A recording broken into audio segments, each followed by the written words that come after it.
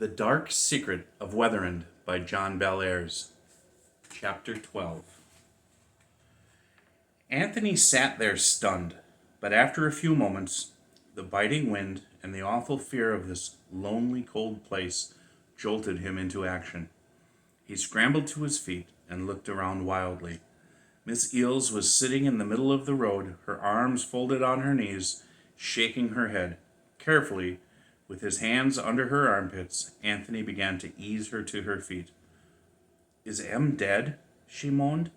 "What happened?" "Oh, my poor brother!" Miss Eels began to cry, letting out big, gulping sobs. "It's okay," said Anthony soothingly. "We're alive, and I don't think that was Emerson. It must have been some kind of a trick or a phantom. We have to find some place where we can get out of this storm." Gently, Anthony took Miss Eels by the arm. He pointed off toward the swaying, blurry evergreen trees in the snowy field beyond the road. "Let's go look, okay?" Miss Eels shivered and did up the snaps on her winter jacket. She had stopped crying and even managed to wry a little grin. "Who knows," she said, shrugging. "Maybe we'll find a sleigh and some horses." Anthony picked up the satchel, and together he and Miss Eels started off across the snow-covered field. The wind whistled, and a sudden fierce blast made them both stagger sideways. With his free hand, Anthony pulled his red leather cap down over his ears as far as it would go and struggled on. But he had only taken a few steps when Miss Eels stopped him. "Anthony, this is madness," she yelled. "There isn't anything over there but wilderness. We'd better walk on the road and hope that somebody comes." Anthony realized instantly that Miss Eels was right. They stood in the ankle-deep snow on the side of the empty, dark road and waited. Several long, dragging minutes passed. Miss Eels hung her head, and tears began to flow down her cheeks. "Anthony," she sobbed, we're going to die. No one would be crazy enough to come out on a night like this. No." Miss Eels' voice trailed off. They stood dead still, listening. The sound of a motor rose above the roar of the wind. Now they saw headlights and a flashing yellow dome light. A bulky shadow materialized out of the gloom, and they could see what it was. A truck with a snowplow on the front. As they watched, the big curved yellow blade shot a plume of snow off to the right. Anthony jumped up and down and yelled. As the truck got nearer, the roar of its motor was deafening. The two travelers started to get out of the way, but the truck began to slow, and then it stopped. A window rolled down, and a familiar long face appeared. It was Mr. Johnson. "Hi there," he called. "You folks need a ride?" Miss Eels and Anthony looked at each other in utter astonishment.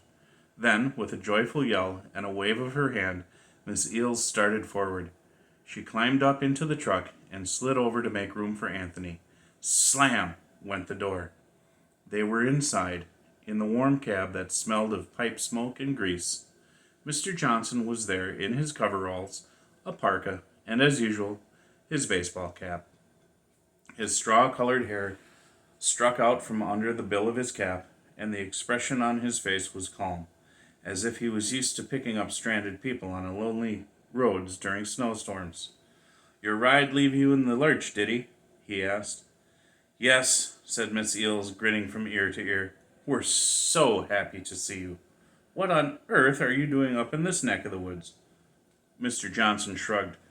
"I was just going to plow some back roads. It's a long ways from Eau Claire, but I got friends up here, and if I don't plow the roads for 'em, chances are nobody will.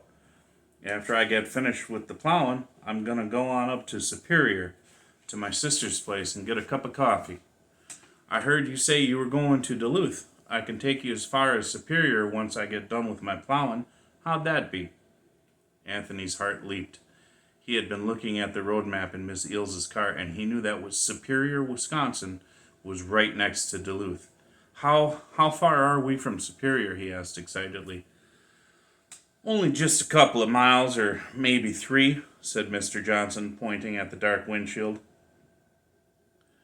For the last minute or so, Miss Eels had been silent, but her mind was working furiously. Finally, she spoke. Mr. Johnson, we have to get to Duluth. We simply have to. We have a terrible emergency. I'm the sister of a nun who's up at St. Scholastica's College. She's dying, and I have to be with her. If you'll forget about your plowing and drive us straight up to St. Scholastica's, I'll give you a check for $100. Will you do this for us, please? Anthony held his breath. Would Mr. Johnson ever believe this tale? For about half a minute, Mr. Johnson said nothing. He rubbed his chin and stared at the two of them. Then his eyes narrowed and his mouth drew into a hard, thin line. That guy that picked you up at my garage, was he your brother? He asked. Miss Eels hesitated a second. Then with an odd half smile on her face, she said, Yes, he was. Why? Mr. Johnson looked indignant. Well, if that's the case, he's a real louse. Mr. Johnson heaved a disgusted sigh and threw the truck into gear. He began to move forward down the road.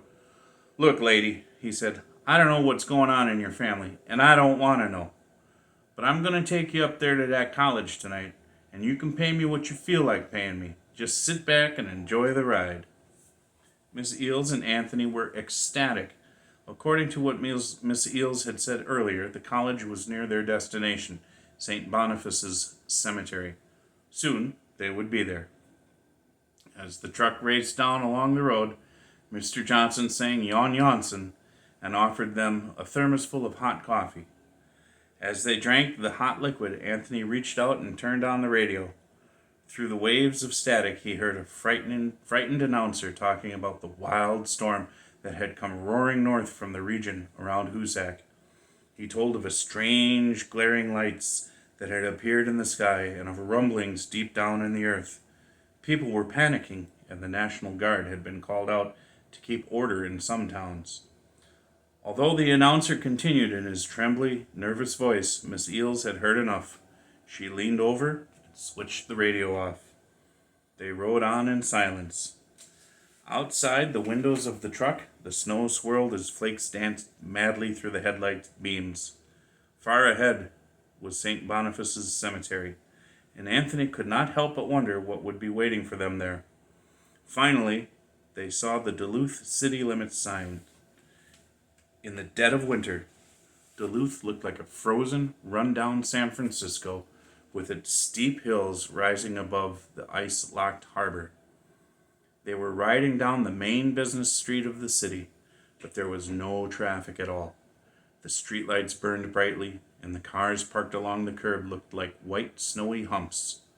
Mr. Johnson forced the truck forward, sending jets of snow over the already buried cars.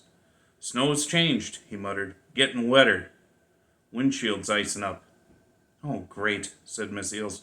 Look, Mr. Johnson, we have to get up to the college as soon as we can. How far is it? Mr. Johnson pointed off to the left, toward the steep streets that ran up into the hills. It's up there somewhere. Not sure which street's the best one to take. So I guess we might as well try this one that's next. Hang on, everybody.